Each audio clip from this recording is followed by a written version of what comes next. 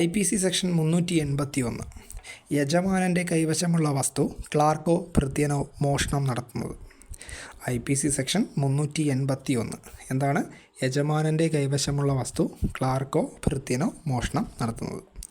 ഒരു ക്ലാർക്കോ ഭൃത്യനോ എന്ന നിലയിൽ നിയോഗിക്കപ്പെട്ട വ്യക്തി തൻ്റെ യജമാനൻ്റെയോ നിയോജകൻ്റെയോ കൈവശമുള്ള ഏതെങ്കിലും വസ്തു സംബന്ധിച്ച് മോഷണം നടത്തുന്നത് കുറ്റകരമാണ്.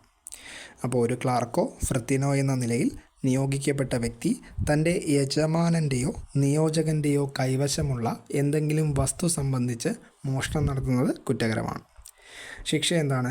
7 വർഷത്തോളമാകാവുന്ന കാലത്തേക്ക് തടവ് ശിക്ഷയും കൂടാതെ പിഴശിക്ഷയും ലഭിക്കും. അപ്പോൾ ശിക്ഷ എന്താണ്? 7 വർഷത്തോളമാകാവുന്ന കാലത്തേക്ക് തടവ് ശിക്ഷയും കൂടാതെ പിഴശിക്ഷയും ലഭിക്കും.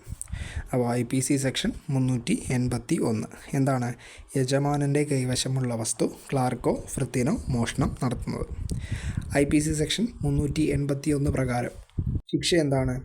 ശിക്ഷ 7 വർഷത്തോളമാകുന്ന കാലത്തേക്ക് തടവ് ശിക്ഷയും കൂടാതെ പിഴശിക്ഷയും ലഭിക്കും.